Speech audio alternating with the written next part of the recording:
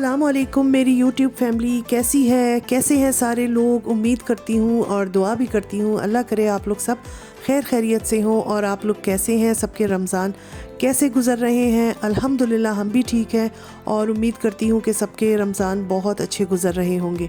और ये जो आप हमारी टेबल पे खाना वगैरह देख रहे हैं, ये कहाँ से आया है? ये एक अफ़गानी फ़ैमिली के घर से आया है और माशाल्लाह इतना ढेर खाना आया है जैसे कि मेरे यहाँ 15-20 लोग शायद रहते हैं। इतनी बड़ी डिशेस में भर कर अफ्तारी आई है और मैं तो देखकर हैरान और परेशान हो गई कि इतना सारा इसको ख़त्म कौन करेगा।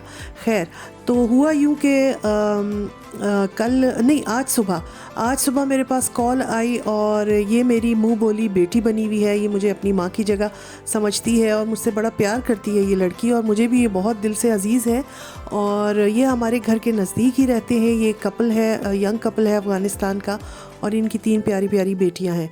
तो उसने सुबह मुझे फ़ोन किया कि माँ जी, वो मुझे माँ जी कहती है, बड़ा क्यूट लगता है उसके मुंह से, माँ जी आप आज अफ्तारी नहीं बनाना, मैं आपके लिए अफ्तारी भेजूंगी। तो मैंने उसको मना किया कि बेटा रमज़ानों में ये रहने दो, तुम्हारी बच्ची भी बीमार है, उसकी एक बेटी बीमार रहती है, तो ये तकल्लुफ़ में नहीं पड़ो और कोई मसला नहीं है। तो कहने लगी नहीं माँ जी आपने खाना नहीं बनाना है और मैंने इसीलिए आपको कॉल की है कि आप खाना अफ्तारी ना बना लें।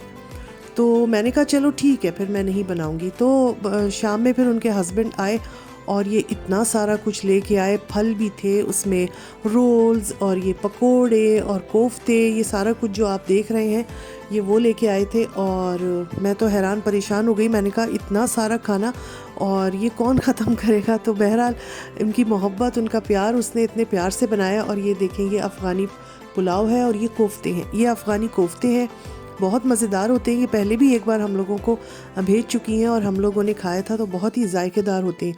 और अफ़गानी काबुली पुलाव का तो सभी को पता है कि कितना मज़े का होता है। तो अफ्तारी में अभी टाइम थी तो मैंने सब टेबल पे लगा दिया था और अब मैं आ गई थी बाहर। और बाहर आजकल बड़ा अच्छा लगता है, मौसम बहुत बहुत अच्छा हो गया है।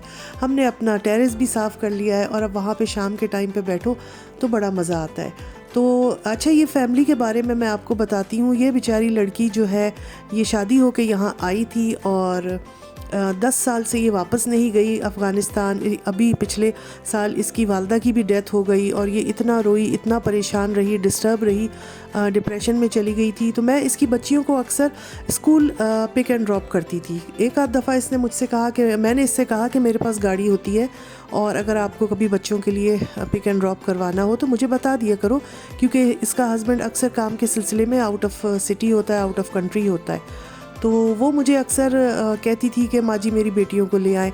तो मैं उसकी बेटियों को कभी स्कूल से ले आती थी, कभी छोड़ देती थी, और बस इतना सा हमारा ताल्लुक़ था।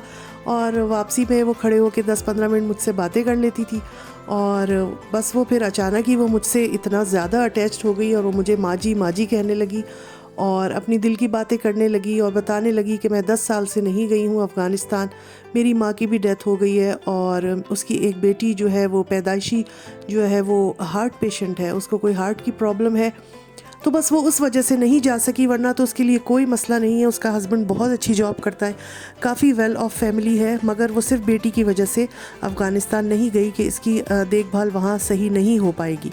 और इसी उसमें उसके 10 साल गुजर गए और उसकी वालदा की पीछे डेथ हो गई।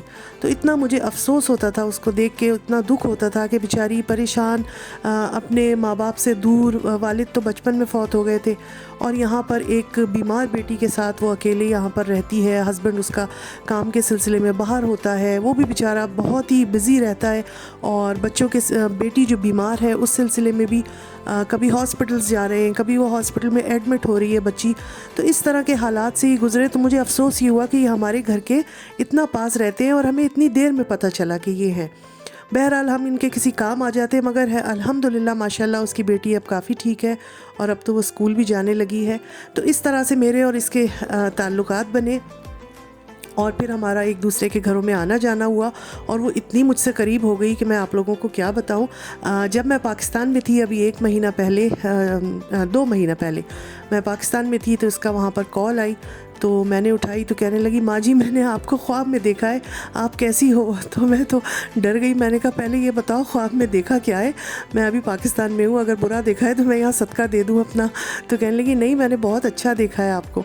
तो इतनी उसकी दिली अटैचमेंट हमसे हो गई, हमें पता ही नहीं चला।